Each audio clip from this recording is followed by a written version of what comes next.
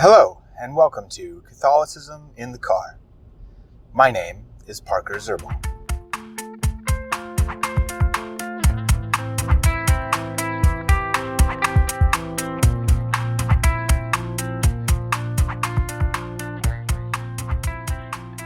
Okay, so I mentioned this morning that I would continue our conversation talking about the nature of angels from a philosophical perspective. And I think I've thought through this a decent amount, a little more than I had this morning. So Thomas Aquinas does in fact say, I don't see how else you could describe this other than how he described it, that angels are just pure forms. Okay, they're pure forms. They have no matter, obviously. They wouldn't be angels if they had matter. He talks about various things like, or I guess I've heard people talk about what would Aquinas say about the question, how many angels can dance on the head of a pin?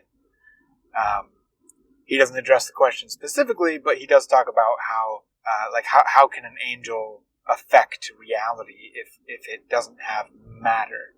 How could it do that? And basically he says it does so by directing its attention, you could say, directing its attention towards a certain thing, although it has no locality. It cannot be in any place because it has no matter. Now, angels are not eternal like God is. They are immortal. They don't have an end in the same way that human souls are immortal.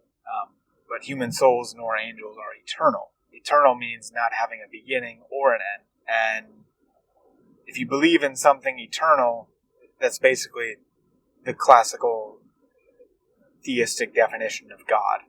Something that has no beginning, no end, utterly simple, things of that nature we've talked about before. So angels are pure forms. And I guess my hang-up with this, looking at it from an Aristotelian point of view, and of course, I don't know if Aristotle talks about anything that would be pure form. I don't see how he would have, because it seems to be slightly inconsistent, at least to me. It seems to be slightly inconsistent with his idea of what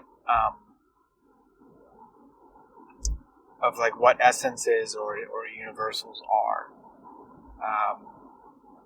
From what I understand, in his view, in Aristotle's view, these essences, these universals, are the form of a certain amount of matter. Okay, like Aristotle was a materialist in that sense. Now he does make an argument in his Metaphysics, I think it's book 12, for God and what he conceives of what God is. And in my understanding, the next person to have made this type of argument was Thomas Aquinas in the Middle Ages. And in my understanding, virtually everybody else between Aristotle and Aquinas was really a Platonist on these views. They took more of a Platonic idea of God as being in the realm of the forms, or being the realm of the forms, you could say. And people like Augustine talk about forms being in just the mind of God. Basically, that's where forms exist. There is no realm of the forms. The realm of the forms is the mind of God, basically, is what Augustine says. Not quite sure what Anselm says on that, if he would just agree with Augustine or if he has a more nuanced view. I couldn't tell you. I haven't read enough of Anselm to be able to say. But yeah, so Aquinas does say angels they're pure form. And my kind of hang-up, and I need to ask a Thomist about this, is maybe this is where Aquinas deviates from Aristotle. I mean, he's not a pure Aristotelian. He takes Aristotle and he does what he wants with him. A lot of people say, Aquinas distorts Aristotle in a certain way. Like he does a lot of eisegesis with Aristotle, basically. Which, to be fair, in my understanding, a lot of medievals did. And it wasn't really seen as dishonest. It was seen as trying to Christianize the pagans, basically. Not trying to lie about them, but trying to fit them into a Christian worldview. Take the good out of them, or even morph what they said into what a Christian would consider the good, or a good argument or a good line of reasoning within that Christian paradigm. So I don't think Aquinas or any of the medievals were being dishonest by doing this. I think they were just, like I said, they were trying to Christianize these earlier thinkers. But Aquinas does stick out as the main person, the first main person in the Middle Ages to take more of an Aristotelian stance. I know Albert the Great, who was one of Aquinas' mentors and professors, also took a very Aristotelian view, and I think that's where Aquinas really gets his fire for it from, right? So I found that interesting. Because at least in my reading of Aristotle so far, I don't know how to reconcile this idea of pure form with what Aristotle says. Now, that may just be because I haven't read all of his metaphysics yet. And I mean, I made it through most of the Organon, and I'm working through the physics right now. And then I'll probably, I don't know, I might go on to like the heavenly bodies, or whatever you call it, on interpretation of the heavens, or whatever that one's called.